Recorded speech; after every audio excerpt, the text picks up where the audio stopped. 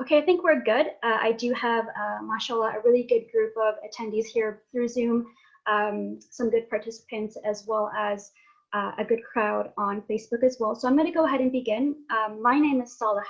I am a volunteer with Sound Vision Canada. Today, I thank you so much. Thank you for being with us today on behalf of Sound Vision Foundation for our latest Islaminar tonight. Today we have a pretty relevant topic, especially given what's been going on in our community here in Canada, as well as in the United States, really all over the world, is how to cope during this pandemic. So different tips and tricks, and a lot of it is inspired by our faith, spirituality from a Deen perspective, how to get through this really tough time. Little bit about Sound Vision. You might be quite familiar with the organization. Sound Vision has been around for about 30 years in the United States. It's basically an Islamic content and production, a nonprofit organization. You might also be familiar with some of its flagship projects that it's developed and maintained over the years. So for example, Adam's World, as well as Radio Islam, as well as a Canadian festival here that occurs on an annual basis called Muslim Fest. Today, I'm really happy to introduce our speaker that's going to be taking over this topic and bringing you some information from a more professional perspective. Her name is Sister Samana Siddiqui. She's actually a part of the Sound Vision team. She is content manager at Sound Vision since 1999. She has written quite extensively about Muslim family life, as well as other topics such as parenting, personal development, current events, politics, and other topics on those certain fields as well. Her focus right now has been about writing, so professional writing on practical information that can help communities, Muslims apply their skills, as well as to teach Islamic knowledge and Deen within their everyday life. She has graduated from Concordia University in journalism from Montreal, Canada. She does currently live with her family in Chicago. So without further ado, Sister Samana, I will hand it over to you to begin this quite timely presentation. Quite looking forward to it. Jazakallah khair. Thank you so much, Saleha. Thank you everybody for joining. Assalamu alaikum.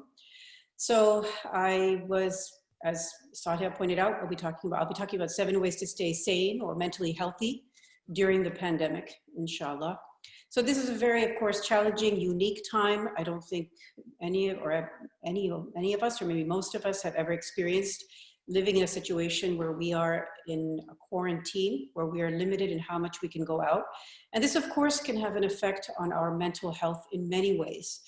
So these, inshallah, I hope these 7 tips, which I have tried my best to ground in Quran and Sunnah and Islamic teachings, as well as personal experience, will help. I hope they will help in the long term, inshallah. So first tip is dua. And dua, I want to address something. There's often a misconception that dua means we're kind of like doing this last resort thing. We're not really focused on action. And this is actually, unfortunately, a misunderstanding of what dua is about. Dua is all about shifting our heart and our mind in the right direction so that we take action. And the way I liken it is to a sandwich. Dua is like the two slices of bread. And in between is the filling, which is our action. So we begin with dua, whatever our dua is. Oh Allah, for example, in this situation, Ya Allah, please protect me and my family. Please end this pandemic. Please end the quarantine. The filling is what we're doing, what all of us have been doing. Social distance, what they're calling social or really physical distancing, washing our hands, sanitizing our environment, all those things.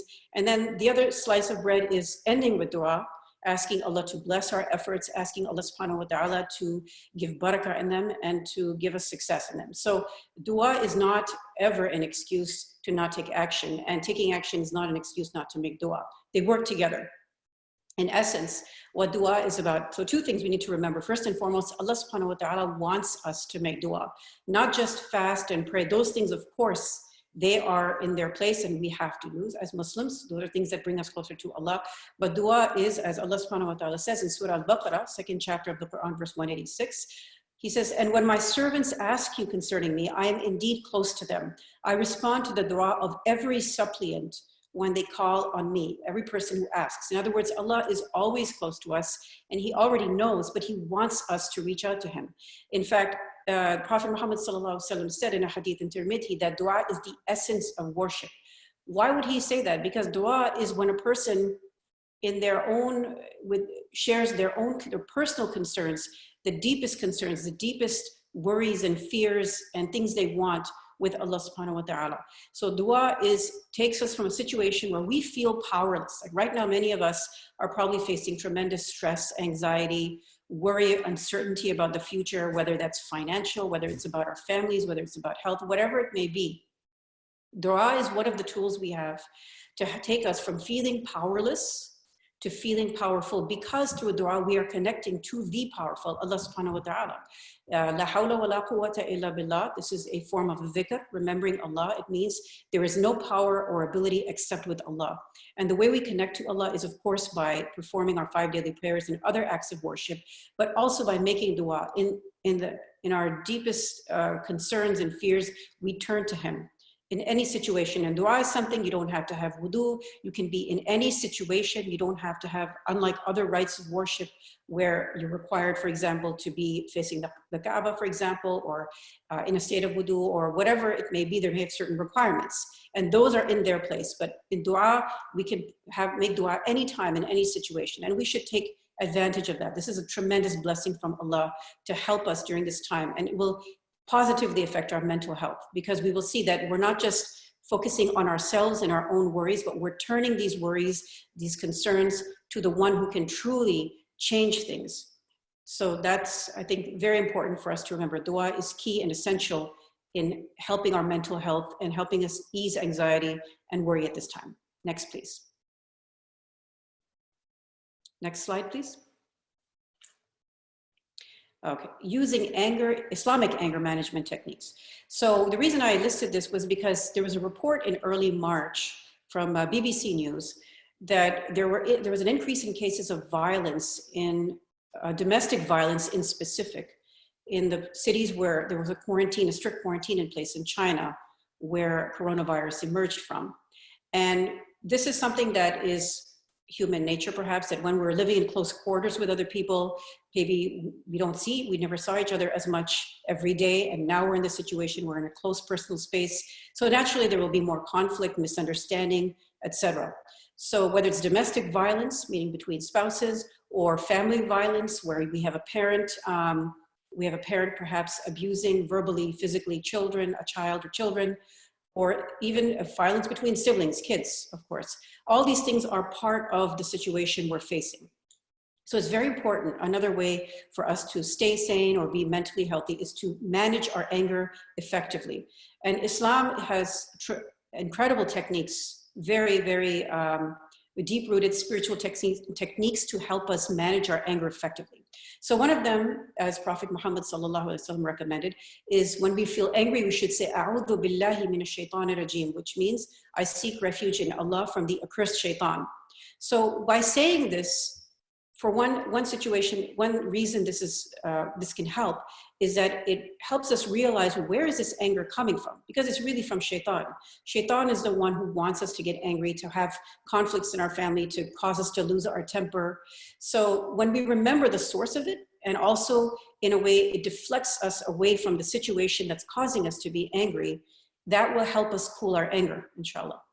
The other suggestion that the Prophet, peace and blessings be upon him, recommended was to make wudu. And this is tied into the issue of anger coming from shaitan, because in that particular hadith where he advises us to make wudu, the Prophet ﷺ, peace and blessings be upon him, says that anger is from shaitan, and shaitan is made from fire. And what extinguishes fire is water. So when you're angry, make wudu. So again, first of all, imagine you're in a conflict or a situation, you're arguing with a spouse, or you're arguing with a child, and things are heated, it's not getting solved, it's not being, you're just going back and forth. You just leave the situation, you go and you cool off your anger with wudu. So you've done 2 steps. You've removed yourself, and you've used something to physically cool off your body temperature in that situation where you want to blow up, where you might have explosive anger. And the third recommendation from the hadith as well is to change our physical position. So in this situation, the Prophet said, peace and blessings be upon him, if you are in a state of anger, if you are standing, sit down, and if you are sitting, lie down. And there is tremendous wisdom in this, because as one Imam once explained, he said, when we're angry, what is our first instinct? It's to move forward. So if somebody says to us and we're lying down, we'll immediately sit up. If we're sitting down, we'll immediately stand up. But what this does by this hadith, it's such a genius technique, because it makes us reverse that process. It makes us think, okay, I'm not going to move forward. I'm going to move backwards. I'm going to rewind, as we used to say. Those of us who remember the days when people used to rewind things, or we're basically turning away from that anger by reversing our physical process. So this is, and cooling anger, I forgot to mention this at the beginning from the Quran. Allah subhanahu wa ta'ala very specifically praises people who, he praises the people who control their anger, who repress it and forgive others. So these are things that we should keep in mind as we're dealing with whatever difficulties or anxiety we're feeling at this moment. Next slide, please. So getting outside and then getting away from everyone else for some time every day. Now, it's interesting that California, which was one of the first states to impose a quarantine, a statewide quarantine because of coronavirus, if not the first, it had very strict rules about not going out, avoiding contact, keeping the 6 feet distance, physical distancing. However, even California recommends that people go out and exercise, whether it's walking or biking or hiking. Exercise is absolutely crucial to stay healthy. As long as we're maintaining physical distance between from other people, it's fine for us to do those things. And we should absolutely exercise. Not only is it important for us to maintain good health and to keep our immune system healthy, which is essential at this time, it's also from a perspective of mental health. It has an effect on our brain, because what happens is when we exercise in our brains, it increases what's called serotonin. And serotonin is what controls our mood, our sleep, and our appetite. Now, if you think about it, in quarantine, these 3 things, mood, sleep, and appetite, these are really the first, 3 of the first things that are affected, right? We're feeling depressed or under the weather, or not under the weather, but we're feeling closed in. We're feeling tired, perhaps, or our sleep is not the same. And also our appetite, we may be eating more or maybe eating less. So these 3 things are all affected. They affect our mental health, of course. And because of that, we need to take care of our bodies and our mental health by doing things like exercising in a way that respects the quarantine limits that have been set in our state or our city. Now, the next point was about spending some time alone to recharge. So this, if you're somebody who lives alone, you may not have this issue as much, but people who live with spouses and children or parents and siblings, because we're now in a situation where we're basically in confined quarters and we spend so much time with each other, we do need time from each other. And what better way to do that than to sort of spend, my recommendation honestly is to pray tahajjud prayer. Tahajjud prayer is offered in the last third of the night, which is usually a couple of hours before Fajr prayer starts. And so, let's say, for example, Fajr starts in Chicago. Nowadays, it's starting about 5:30. So getting up, let's say, at 5 o'clock or 4:30. And that is a very blessed time. The Prophet, peace and blessings be upon him, himself used to pray tahajjud. But this was highly recommended for us, for Muslims in general, for us to connect to Allah. It's a time when there are no distractions. We're not busy worrying about what's coming up in the day or what's going on in the day. But it's a time when we can really focus. We can focus our dua. We can ask Allah for forgiveness. We can do all kinds of things. We can beg Allah to help us in every way, ask us to relieve our stress and anxiety, whatever we need. This is an excellent time to get some time for ourselves in a focused way. It's part of our self-care. Apart from tahajjud, also, it's very important to recharge in whatever way we feel makes us happier, makes us feel better, whether that's a hobby that we can do indoors, that's something, watching or listening to something that helps, that boosts us, makes us feel better. So managing all these things will definitely help us. Taking care of our bodies through exercise, and by taking care of our bodies, we also take care of our minds. Next slide, please. Count your blessings. So there's many studies that have been done about writing about gratitude, being grateful. But before I get to those, it's very important to remember that the shukr versus kufr. So shukr is an Arabic word, it means thankfulness. And kufr, we traditionally associate that with rejecting God. And that is essentially what it is. It's covering over, rejecting what Allah has has given us in all of his blessings. So many scholars throughout Islamic history have noted that kufr is the opposite of shukr. So a Muslim is always somebody who's thankful. They always have shukr. They're grateful to Allah in any situation they face. Shukr versus kufr. So let us become people of shukr. So counting blessings. So for example, as I mentioned, there's many studies done about how people who keep a gratefulness journal, for example, every night before bed, they write down a few things they're grateful for that day. And there's actually one particular study I wanted to share, which I came across. So there was a study done of 293 college students in the US. And I know it's not a very large sample, but what was interesting about this particular study was that all of these 293 students had gone to the university that they were at to seek mental health counseling. So they were offered this counseling, but these people, the students were all were broken down into 3 different groups. So one group was asked to write one letter of gratitude to another person each week for 3 weeks. The second group was asked to write their deepest thoughts about negative experiences they had had. And the third group was not asked to write anything. So all 3 groups are getting the mental health counseling, but they're being asked to do the 2 of the groups are asked to do additional tasks. And what they found, interestingly, was that the first group that was asked to write a letter of gratitude to somebody else had significantly better mental health 4 weeks and even 12 weeks after they stopped writing those letters of gratitude than the other 2 groups, the group that wrote about their negative experiences and the group that didn't write anything at all. So being grateful and putting that gratefulness, not just in our mind, thinking about it, that's also important, but writing it down and seeing it in front of us is a very, very important tool in remembering that Allah has, even in this time of difficulty for us, there are tremendous blessings that we are so thankful for, that we have to be so thankful for. So this is actually one way of doing it. You can keep a journal, whether it's on paper or online. One thing that I've done, I have with my kids and my husband every night at dinner, we share one thing we're grateful for. We go around the table and we share one thing we're grateful for that particular day. And alhamdulillah, it just, even though it's verbal, we haven't written it down.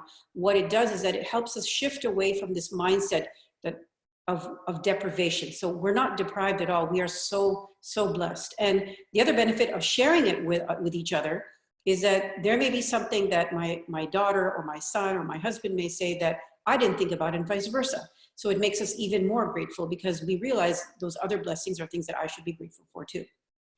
Next slide, please. Okay, connecting with family and friends remotely. So this is really hard, especially for people who live alone. This is a tremendous challenge. And we can't, those of us who are not alone, we should always consider isolation is very harmful to us mentally and physically. And I'm going to just quote a study here, a meta-analysis that I found from 2015. So this meta-analysis, it found that the lack of social connection heightens health risks as much as smoking 15 cigarettes a day or having alcohol use disorder. It's twice as harmful to our physical and mental health as obesity. So we know in the United States, obesity is a huge issue. It's a huge health problem. So imagine social isolation, being away from people, not being able to talk to someone or interact with people on a regular basis. This is twice as harmful as obesity. So this is why we need to look out for our family and our friends who are alone, who right now especially, who can't get out for whatever, because of not just coronavirus or for other reasons. So there's different ways we can, of course, manage it, and people are already doing these things. Alhamdulillah, we are blessed, and this was actually, it's interesting, one of my kids said at dinner when we were talking about the gratefulness issue, one of the things she was thankful for was that we live in a time of the internet. Because if we didn't have the internet, then how would we, FaceTime our family and friends? How would we have Zoom, or how would we have all these other amazing tools we have to connect with each other, even though we can't physically be in the same room with people we love? So one way, of course, is doing a regular check-in. And one example is, I read a few days ago, people have been doing this, what they call virtual dinner parties. So for example, there were couples or families that used to meet every Saturday night for dinner, and they can't, of course, do that right now. So they schedule a time, and they all go on, let's say, Google Hangouts, and they all get on, and they're all eating their dinner, and they plan it so that they've all made the same thing for dinner that day because it's a dinner party. And over their meal, they all share the same kind of conversation and interaction that they would have if they were physically present with each other. So this is something, it's a nice, fun thing to try. And it's interesting. It's a great way, actually, if we know somebody who's isolated, to kind of reach out to them, not just sort of doing a check-in and just talking to each other, but making it a little bit fun, making it interactive. And in fact, this is something Prophet Muhammad, peace and blessings be upon him, recommended as well. He said, eat together because the blessing is in the company. So he said this in a hadith, and I believe it was Abu Dawud. So eating together, doing virtual dinner parties or brunch dates. If you had, for example, let's say there was a coworker who you used to go out to lunch with every Wednesday, keep that up. Don't stop that just because we're in this situation. FaceTime them and say, you know what, let's do let's just talk as we normally would if this was a Wednesday when we were not in a pandemic situation. And then also reaching out at a level where we sort of just make sure we keep tabs on each other. You know, how's your family? How's everything going? Sharing positive things, funny things that are happening in our life. So we're not just focused on the situation at hand, but we're also talking about, alhamdulillah, you know, things are difficult, but life is going on. Somebody's baby started to walk. Somebody lost a tooth. Somebody, inshallah, is planning a graduation party. There's all kinds of wonderful things that are still happening. And we should share that good news with each other through this the virtual tools that, alhamdulillah, we're so blessed to have in this day and age. Next slide, please. Oh, by the way, that's the hadith I quoted about eating together is not from Abu Dawud, it's from Ibn Majah. And I'll just quote it before I continue the next point, which is, eat together and do not separate and do not eat separately, for the blessing is in being together. So there's, that's something just to keep in mind. So 6th point is look forward. And I said look forward to Ramadan, but before I go to that, we should remember that in the Quran, Allah subhanahu wa ta'ala repeatedly encourages us to look forward by giving us the incentive of Jannah. This is something Allah himself reminds us, to look forward to the good things that inshallah will happen. If we believe and we do what's right and we stay steadfast in all situations, inshallah, we have nothing to lose. And same thing in this difficult situation during this pandemic, if we do the best we can, inshallah, Allah will give us not just Jannah, but other blessings in this world as well. So look ahead to the bright spots. And one of the bright spots that I think is important for us to remember is Ramadan. Today is March 26th. Ramadan is expected to fall on April 24th. That gives us less than a month. Now, some people might say, well, Ramadan's not going to be the same if we're in quarantine. We can't, for example, go to the masjids if they're still closed. We won't be able to perform tarawih. Well, that is, of course, a challenge. And inshallah, I pray that we don't have that situation. But if it is, one thing we should remember is that Ramadan, as much as it is about getting together and seeing the community and wonderful meetings with our family and friends at iftar, it's very much the core of Ramadan is about taqwa, being conscious of Allah. In fact, Allah subhanahu wa ta'ala specifically mentions in Surah Al-Baqarah, ayah 183, verse 183, that what is Ramadan about? It's about building our God consciousness, what's called taqwa in Ramadan. Allah says, "O you who believe, fasting is prescribed to you as it was prescribed before you, that you may learn taqwa." So what is taqwa? Taqwa is something we build individually. Right? It's not something we build, it's not that we can't build it and we shouldn't build it with community, but in the end, it's between us and our relationship with Allah. So this Ramadan, while it might be a challenge if we are home and we're not able to go to the masjid, it will still be a tremendous blessing if we return inwards and we say, okay, well, we won't be doing an iftar party, we won't be going for tarawih, but I'm going to be focusing on myself, my self-development. What can I do to become a better Muslim? I'm going to pick 3 habits.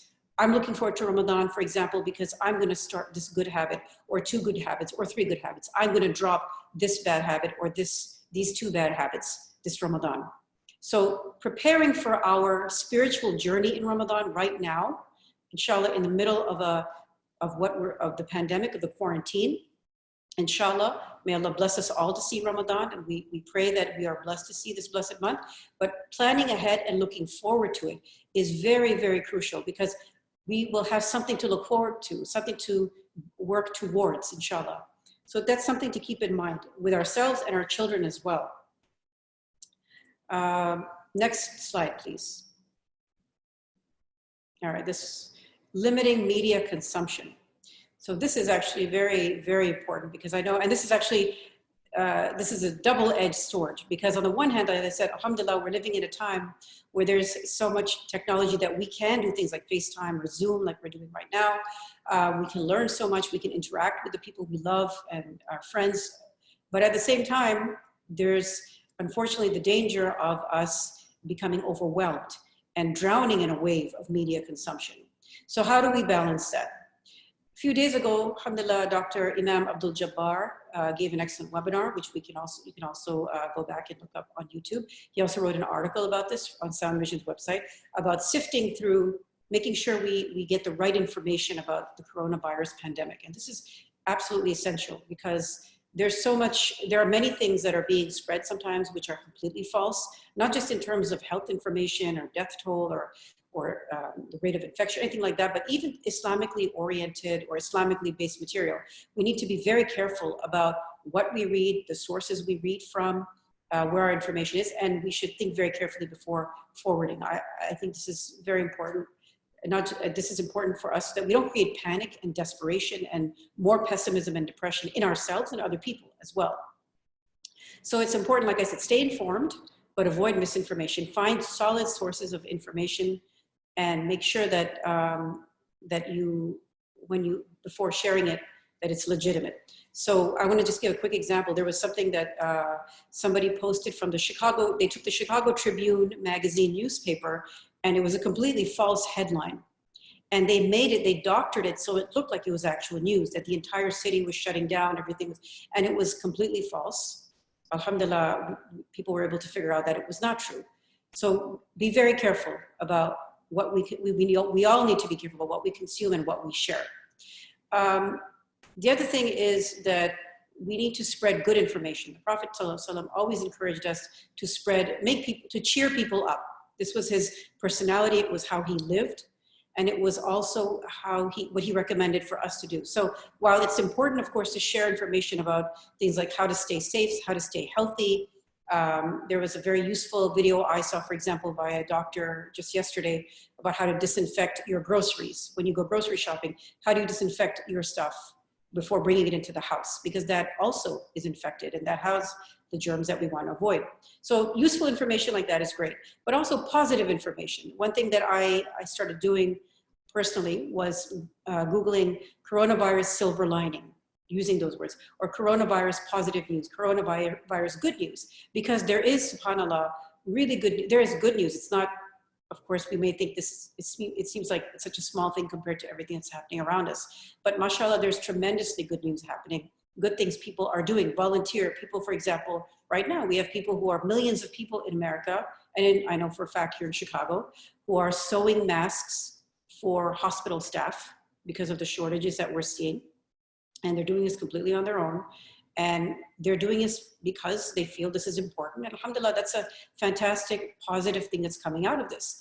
Alhamdulillah, another story I read that I wanted to share was that because of the extra measures we're taking to wash our hands and sanitize, the rate of flu, they were talking about Japan, but I have no doubt that inshallah it's here. The fact is, it's probably relevant to America as well and other parts of the world. Flu is down because of the sanitary measures we're taking. Alhamdulillah, China and other places are slowly getting back after weeks of closing schools and factories. People are slowly getting back into a rhythm of life, a new one, but nonetheless, things are slowly getting better, and they are getting better, and inshallah, they will get better. So being hopeful and sharing that hopefulness, sharing those silver linings, these are all things that we should, for ourselves, and we should also encourage others, we share it with other people so that we don't just spread negativity and fear. Now, two studies I wanted to share about the issue of screen time or media consumption and anxiety and depression, because this is not just something that is a sort of anecdotal. There are actually studies done about this. So one study that was in the Journal of Clinical Psychological Science it was a 2017 study, and it was focused on children and teenagers. So they found that teenagers who spent more time on media, like social media and smartphones, were more likely to report mental health issues. In contrast, though, teens who spent more time off technology and on in-person social interaction, sports and exercise, homework, print media, and attending religious services were less likely to report mental health issues.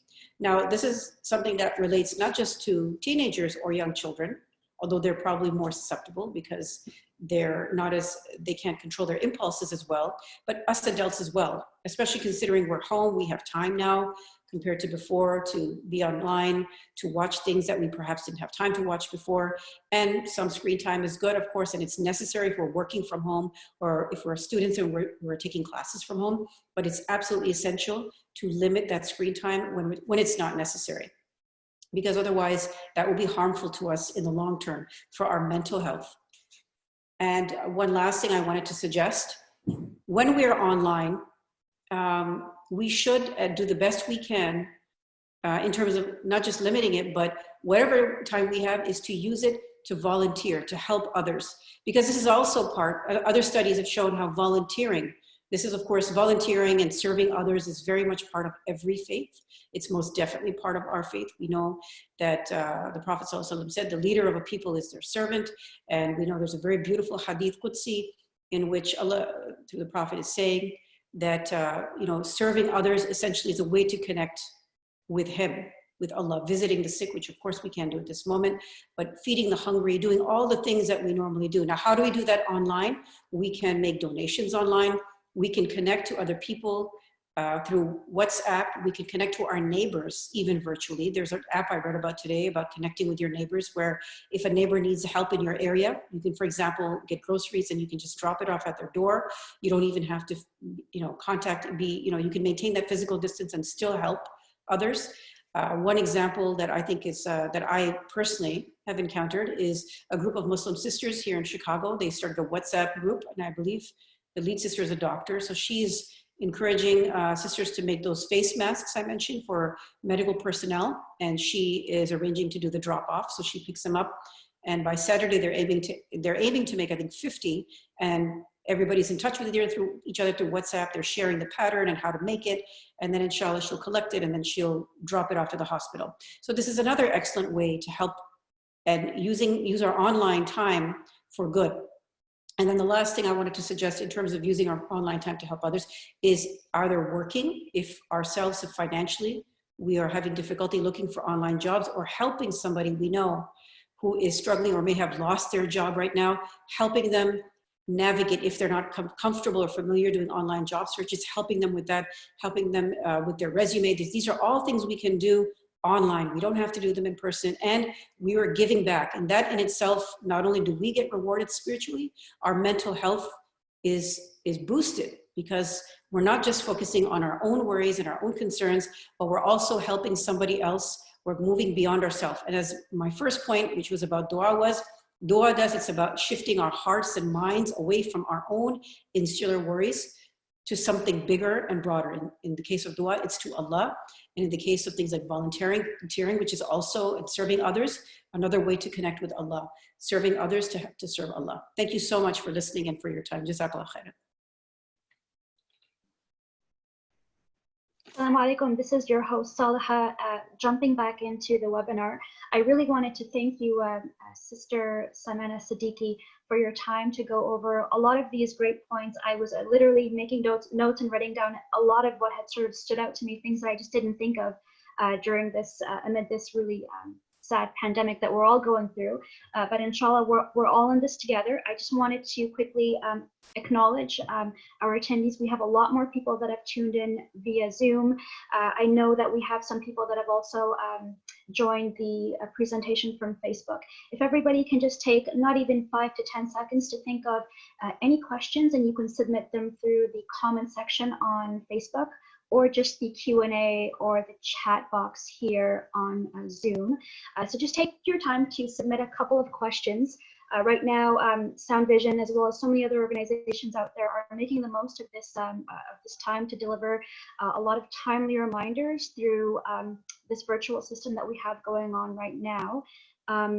While we're here online, I just wanted to touch on a few things that you had mentioned, Sister Samana, and start with one question, which is regarding Ramadan coming up. I feel like such an important time for Muslims during the year.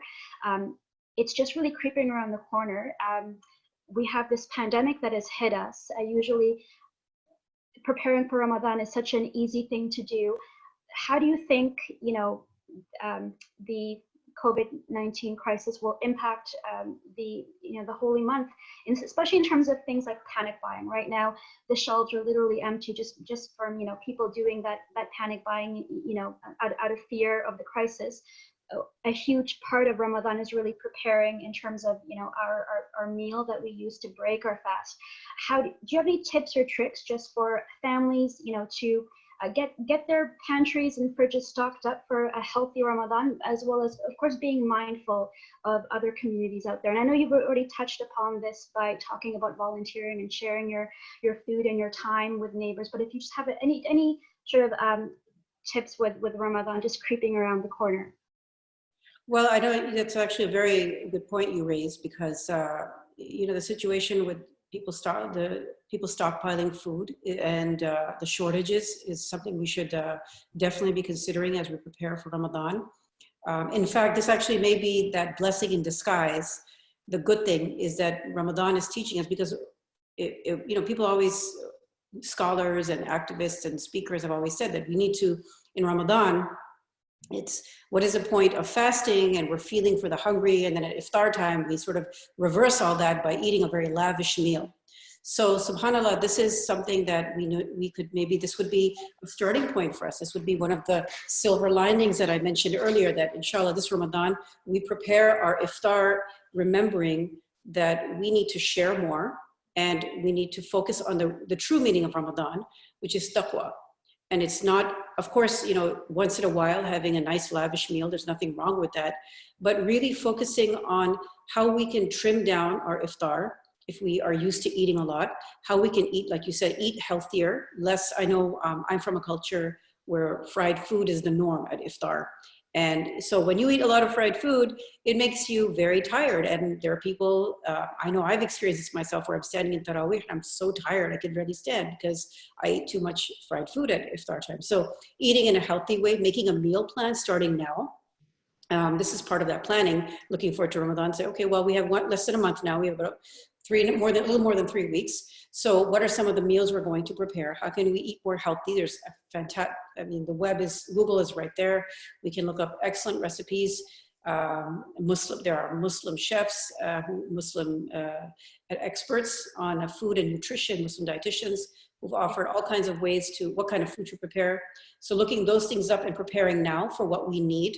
And if there are ingredients which, for example, are in short supply, leaving those and choosing something else. So this will also be another example of sacrifice, us sacrificing for others, which of course we get rewarded for in the end, spiritually speaking. So preparing those meal plans now, doing the shopping for at least the non-perishables now would be a good time. But again, not stockpiling, taking only what we need. This is, I think, the blessing of being at home, having the time to do that, and being conscious of what we consume. Okay, wonderful. I totally agree with everything that you said. I feel like with this pandemic going on, it might really have a huge impact on Ramadan that's just around the corner. And I do hope that everyone, including myself and my family, can take those extra measures to be prepared while being mindful of the fact that all Muslims as well as non-Muslims are going through this really tough and scary time. Thank you so much for those participants that submitted some really kind comments online, as well as a couple of questions. I'm just going to start with one question from Brother Shahab Khan, who again complimented your presentation, Sister Samana. He's just saying that, knowing that you've lived both in Montreal as well as now in Chicago, do you notice any kind of difference between how Muslims treat each other? For example, friendships or community relationships when it comes to mental health, and perhaps if you could just tie that in with how those relationships differ during such a crisis like this. Well, again, trying to look at the silver lining. I think that first of all, in terms of, I was born and raised in Montreal, Canada, and then I moved to Chicago in my 20s. And I think when it comes to the friendships and relationships, I think it's also not just about the two cities. It's also about what stage of life you're in. So when you're a kid, the reality is when we're young, it's much easier to make friendships. We really have nothing else to do, right? But when we get married and we have children, yeah, we usually, it's harder because at that point, when first of all, even if you're a married couple, you of course, it's easier to maintain your relationships that you had before marriage with your individual friends, but then you start looking for couple friends. And that's not always easy to find. And then when you have children, you look for not just, am I compatible in terms of friendship with the other person? It's also, is my spouse, are my children compatible with this family as well? So those factors also affect it. I also think there's a difference between Montreal, when I was growing up, was a smaller city, and the Muslim community was smaller. And Chicago is a much bigger city. So moving from smaller to bigger makes people a little bit more isolated. It makes people a bit, I would argue, even cliquish. And I don't think that the cliquishness is just in one particular city. It does happen, I think, also in places where people have grown up together. Like I think I experienced this to some extent when I moved here. I noticed that there were already established friends, people who had been, literally their parents were friends before they were born. So they were very close, and it's hard to include a new person. But this is, something that we as Muslims, no matter where we live in the world, we should always reach out. This is absolutely crucial. If we see somebody alone in the masjid, somebody alone at a gathering, we should make that effort to reach out to that person. That's the sunnah. That's how the Prophet ﷺ was. He never, ever excluded anyone. He reached out to whoever he saw was suffering. And when I mentioned this, I just remember the story of Salman al-Farsi, radiallahu anhu, may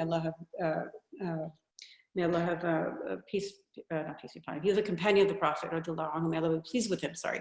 So he, at one point, before he accepted the message, he came to a gathering of the Prophet, peace and blessings be upon him, and he began to weep uncontrollably because he was ready to accept Islam. And the other people in the gathering didn't know who he was, but the Prophet reached out to him and he put his arm around him and he said, "My son," and he treated him with such love and care at that point. And he didn't have to do that. He could have ignored him.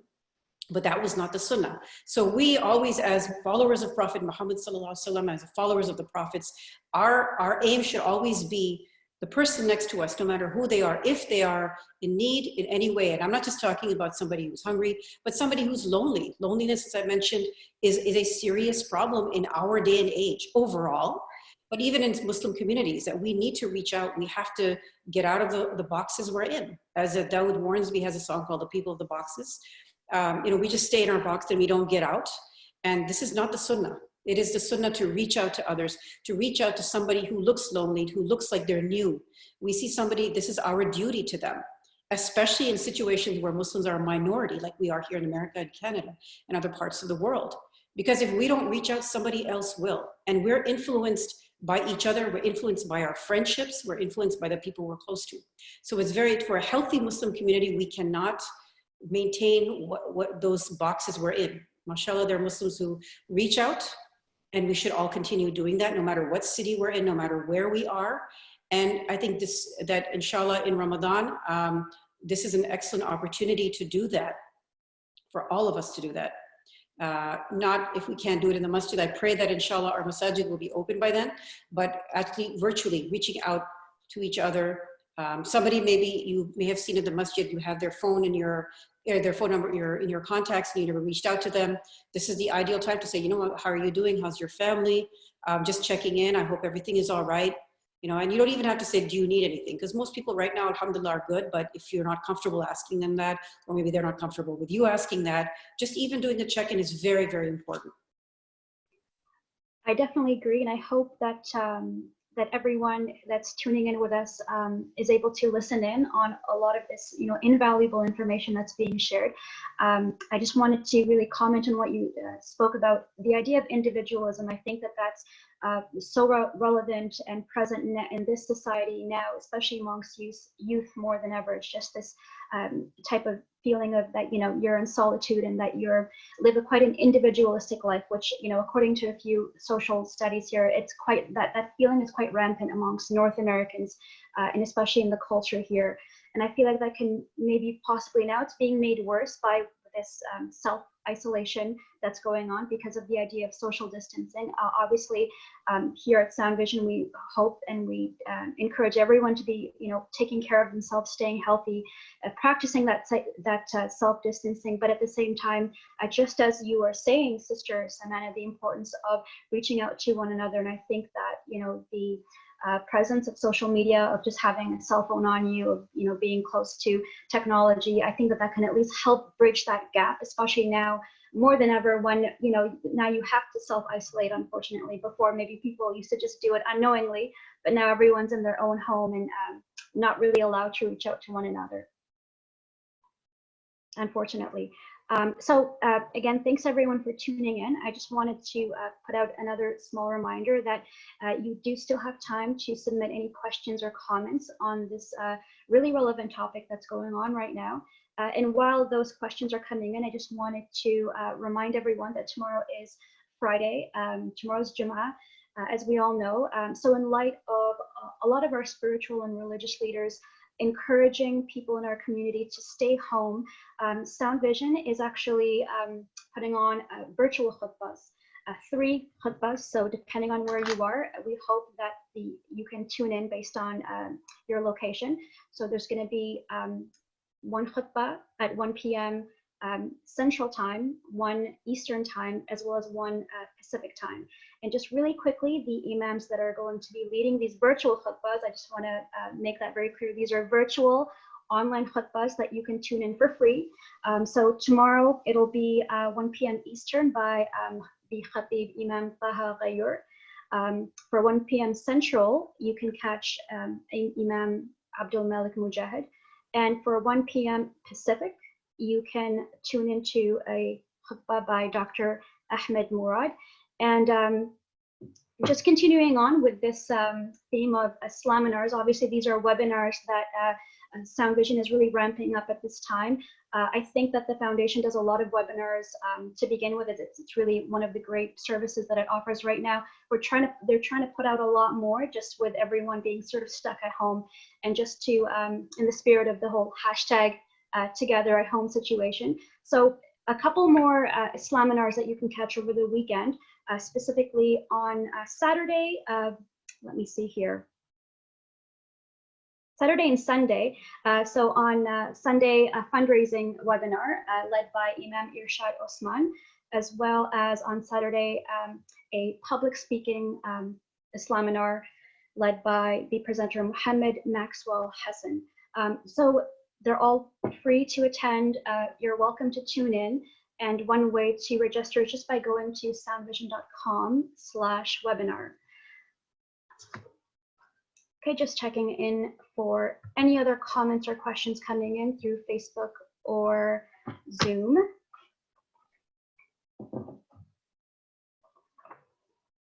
And if not, I would be happy to cap this off. If you had anything else that you wanted to add, Sister Samana, thank you so much for this really great presentation. I feel like I've learned a lot. There's so much that I wanted to follow up on, but really just in the interest of time, anything else that you wanted to, that might have come to mind on your end? I think I just wanted to end by just saying that, inshallah, I know it's a very, it's such a difficult time. It's so hard to stay upbeat.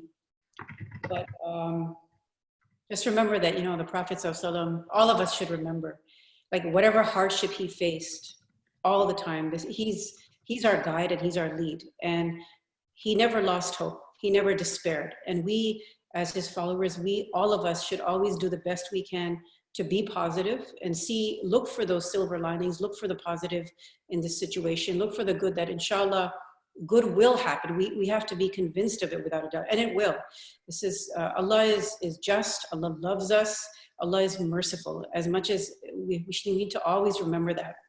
And whether this is a test or a punishment or any of those things, that's for Allah to decide that. And scholars have spoken about that. But what we need to focus on to get through this crisis is to stay positive, to follow the sunnah of optimism and hope. And remember that there is a way that this will, inshallah, not only will this end, it will end in a way that will build our iman and make us better Muslims, and that will be beneficial for us and all of humanity, inshallah. So we should not despair. Inshallah, good will come out of it. We may not see it today, we may not see it next month, but good will definitely come out, because Allah never ever abandons us.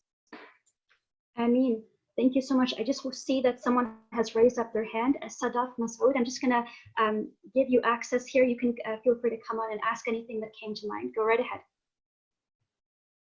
Go ahead, Sadaf. You are.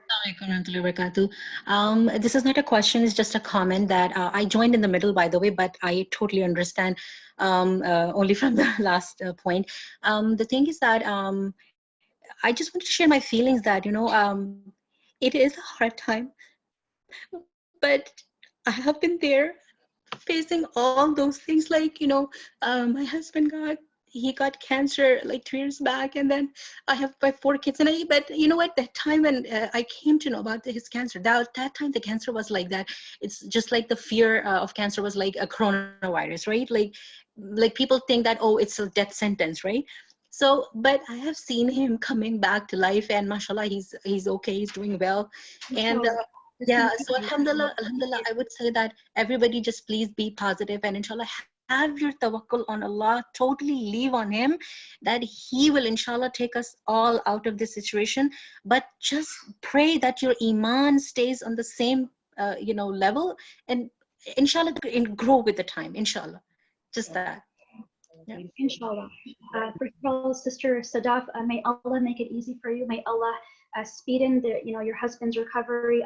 Sister Samana, did you have any comments about the very important reminder that she had shared just now? No, thank you for sharing. Jazakallah khair for sharing your experience and for that reminder about the tawakkul depending on Allah subhanahu wa ta'ala. This is an excellent point that all of us should remember, that Allah knows what He's doing. He hasn't just left us here. Allah, we put our trust in Him. We do our efforts. Like I said, when I don't know if you caught that part, but I was saying that, we should face situations with the dua sandwich. So we begin with the slice of bread, the first slice of bread, which is like dua. We put in the filling. The filling is our actions.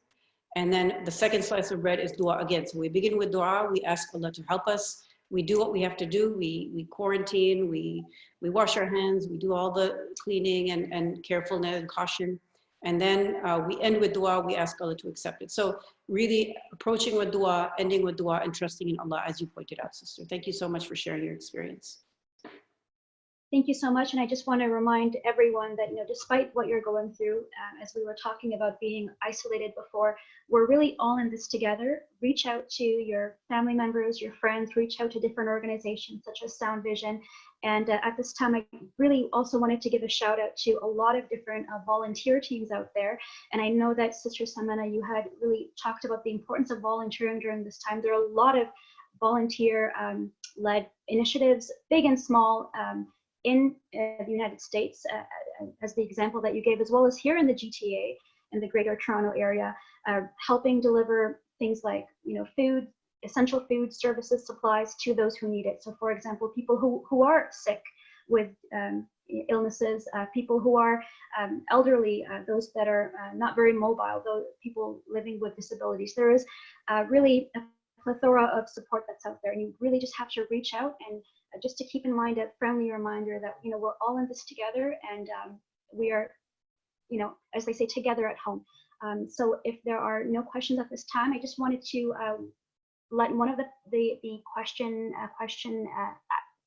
questions address one of the questions here that was asking about if they could get access to some of the slides from before. Just to let everyone know that our webinars, I think, as well as the visual material, are posted on soundvision.com/webinars. You can also subscribe to our newsletters through soundvision.com, and through the newsletters you'll be informed of future webinars, future initiatives that you can join and be a part of. At this time, I'm going to go ahead and end it off. Thank you so much for your time, Sister Samana, and for the incredible presentation. Inshallah, have a good night, everybody, and take care of yourself. Stay safe out there. Welcome. Welcome to them.